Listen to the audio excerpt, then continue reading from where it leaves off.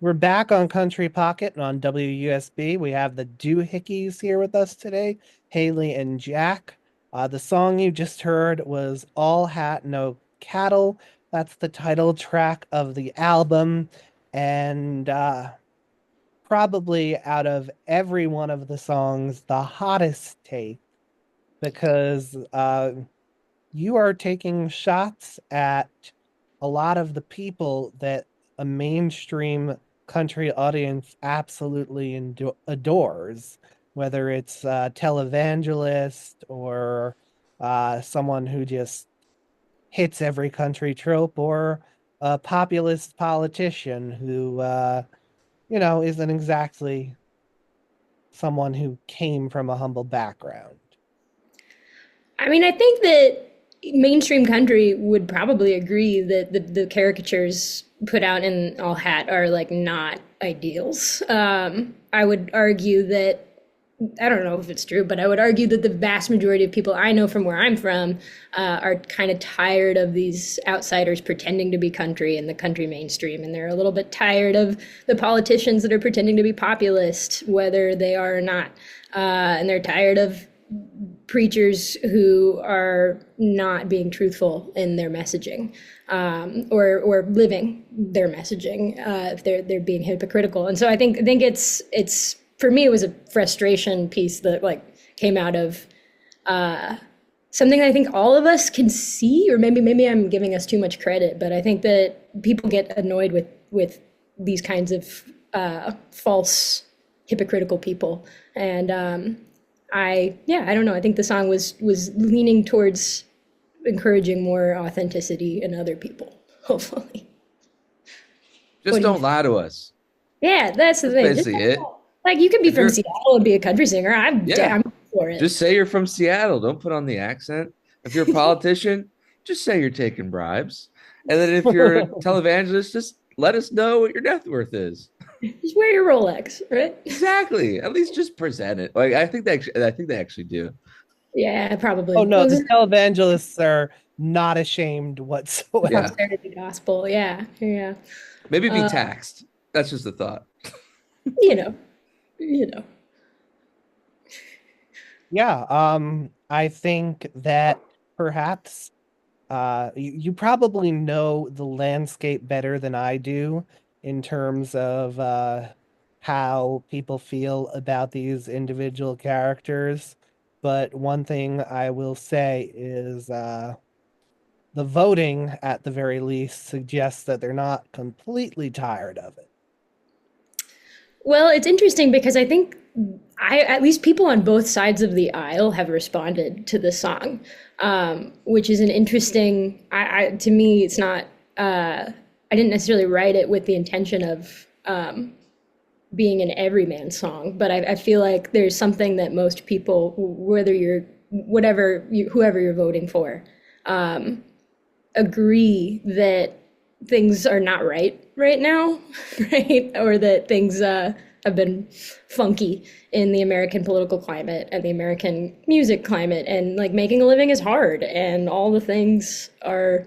I don't know, Jack. Do you have thoughts on? Well, the on video we put out on release day with the second verse, which was about the politicians, like we just found headlines were just like every side is corrupt, every side is lying, every side has done stuff that's morally incorrect. And it's just an overall politician problem. It's always been the problem with politicians. We've always said don't trust politicians. And all of a sudden people are like, we need to trust our politicians. But it's like the whole thing is throughout history, it has been politicians have lied. That's the thing. And so we're just calling out the basic baseline thing. Hey, quit lying. That's it. And I think the thing is that we're not really offering solutions. I don't think Oh, no solutions at we all. don't have the solutions. We just like to kind of hold a mirror up to things and poke the bear a little bit and say things shouldn't be this way. But I don't think that I'm qualified to make a decision about how things should be instead. I think the politicians know. I don't think they do either. But I Oh, think bummer. my hot take is that Jack and I have talked about this. That if we had to have a hot take, I think that America should have Mhm. Congress serve like a jury pool where we Yeah. just randomly call people to represent, because it can't be crazier than this show that we got going on now. So Yeah, it's Hunger Games style. They yeah, got to serve for 2 years. yep. Whether you want to or not, it's your public duty, your civil duty, civic duty. That's the word. Is it? Or is it civil? Is it Civic, civic? civic duty. What's a civil duty? A civil duty, Isn't really a War? thing. probably. Say that again, Trevor. That's not really a phrase. Yeah, Civil duty? I think I misspoke. It's true. Civil duty. Yeah, you can I'm get a civil. extremely concerned that your whole jury pool thing might actually result in it's not something I would have said 10 years ago, but at this point, it doesn't sound so bad Right? Right? because I guarantee you we would be picking up at least double the amount of centrists than what we get with the primary system we have. Yeah. And that might actually result in something stable. Wow. You Um, certainly wouldn't get like insider stock trading as much. So, oh no, um, I think you totally get that. I just oh, you would totally it would be the common people getting the insider trading instead of exactly. It'd just the be, I think you'd get more like, reasonable compromise, uh, but probably just as much corruption because corruption just tends to be a thing that people do when they can do it. that's fair. I think you're not wrong about that. I'd like to hold the people in charge a little more accountable and keep them honest, but uh-oh. Looks like Jack got disconnected. He'll be back. I Okay. can take it. I can hold down the fort. Well, we lost Jack. So there goes the truck size question. Well, yeah, I You know, probably can't answer much about the truck size, but uh, I can hold down the band. This has been my secret plan all along to kick Jack out of the band and kick him out of the Zoom meeting. So, um, tell me, tell me about I guess what you feel when you see someone appropriating your culture, you know, where you come from, because it certainly is being done, as you point out in that song, whether it's for money, fame, power, influence, all that kinds of stuff. Um, like, how do you feel personally when you see it? yeah, I mean, to me, there's a difference between appropriating something and celebrating something. I think that there's a really wonderful movement, at least in Los Angeles right now, of country music that's happening, that people are coming to the shows, people are coming and creating a scene. And if we were to say that only people from the South are allowed to do that, or only people from small towns are allowed to do that, to me would be maybe not acknowledging the wonderfulness of the scene here currently. I think it's great that people love to celebrate the culture and wear the cowboy hats out, and it doesn't really matter where you're from. Anybody can be country, and there's country in every state, right? Even Hawaii's got some farmland, and so I think that I think it depends on how they're doing it. I think that that's really really what it comes down to, and I think probably in terms of like cultural appropriation in other I can't speak for other minority communities, but as someone who grew up listening to country, I love that people are celebrating it. I think it's great that someone like Post Malone or Beyonce can be influenced by it. It doesn't necessarily mean that we want it to be done. I think it's important that it's done authentically. I think that's the big thing to me is that if you do it authentically, I'm here for it. I think that I don't know, I shouldn't have brought up the Beyonce record because I have a lot of thoughts on it, but I think that a lot of people do. And I think it's neat that we're blurring lines of genre and blurring lines of what can be considered country, but I also think that country is country and you know it or you don't, right? It's in your bones or it's not. Um, yeah, that's a cop out answer. Did that answer your question? Yeah. Hang on. We got Jack back. Yeah, Jack. I Let's told you put the him on rain the was going to spot. mess What up do the you think of the internet. I Beyonce record? no comment. I brought it up. I shouldn't have. Why would you do such a thing? What is this, I career know. Well, I was suicide? talking about country and how everybody can be country. Um, I like the song Bodyguard. I think that one's really fun. And no one's talking about Bodyguard. I think Bodyguard's really good. I don't remember that one, but I'll have to go back and re-listen. I would sort of second the notion that there were certainly some pretty good songs on the record. I don't think it was a country record, but She said that too, didn't she? I Yeah. think it Yeah, had some good country songs on it. But I think it was just a record that no one should be attempting to put a single genre on it because I don't even think she tried. I agree. Yeah. Well, I also think that like that's up to it's the institutions that are putting the labels on stuff, right? The genre of country is more of like the Grammys thing rather than like people existing and listening to music. So Yeah, they I can think it's cool if people take, country influence, put it on songs like Lil Nas X had that big hit with country influence, but he's not a country artist by any means, but he had a great song that came out of influence from that. That's what I feel like Beyonce was doing. She's using a bunch of Western influence, using a bunch of country instrumentation, and just doing something cool. And then it was kind of the Grammys that just made everybody really angry. Beyonce didn't do anything wrong. Yeah, she made a record and she made it for herself and the way that she wanted to. And I think that it's so easy to criticize art when it's like the institutions probably more than the artists themselves that Yeah. are doing stuff I'm that's more upset that the Rolling Stones won Best Rock Group. Like there's aren't any other current younger rock groups that exist. they're And all then good. it just sounds like a Rolling Stones record. It just Yeah, like there's new artists that are good that could be pushed. Like these guys have won so much, and then the Beatles winning Best Rock Song is also crazy to me. Like you're telling me we have to have a song from people that are dead. Like there are current artists you can be supporting.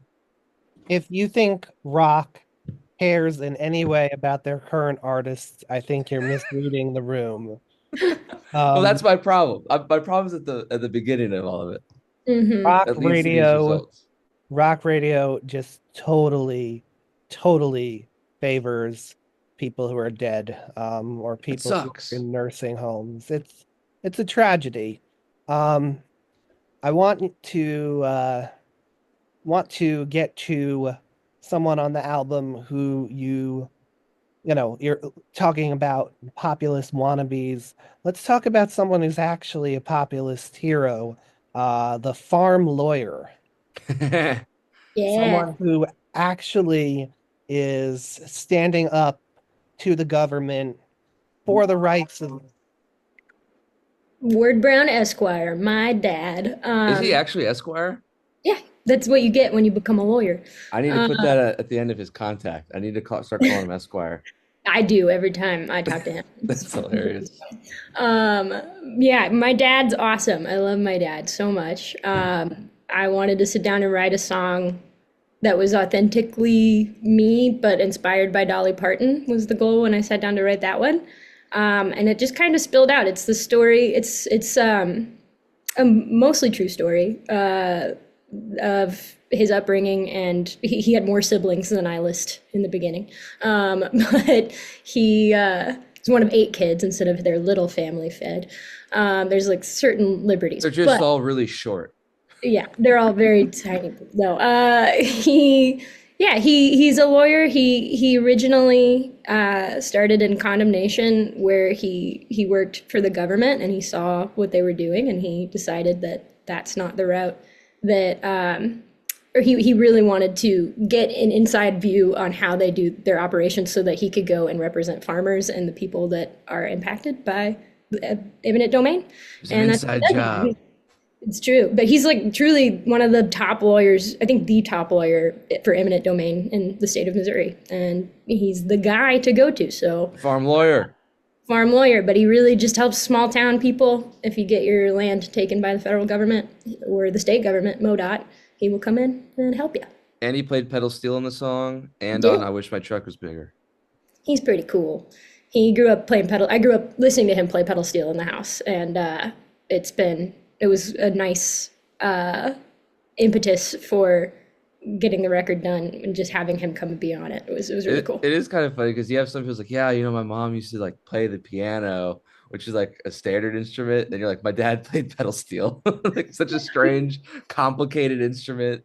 It's true, but he was like a child prodigy at it too. He would be mad at that I said that, but he was like 17 playing, 16, 17 playing with Willie Nelson and playing in these bands all around the country and getting up early to go to basketball practice at his high school the next day after playing a gig until 3 a.m. with huge stars. And so he gave up that life to go be the farm lawyer. He wanted to have a family, but I love that he has those skills and that he's willing to loan them to our band for free. Oh, that part's always nice. Yeah. See, I'm someone who really likes certain aspects of, standing up to the government for the little guy. Um, I'm a little concerned that in the current age, it's more having the government uh, just bully someone else instead of so much just stand up for someone.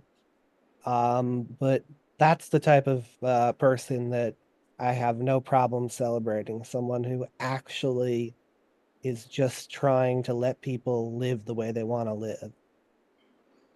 He walks the talk too. He's a member of the hospital foundation in our hometown. He was the president of the PTA when I was in high school.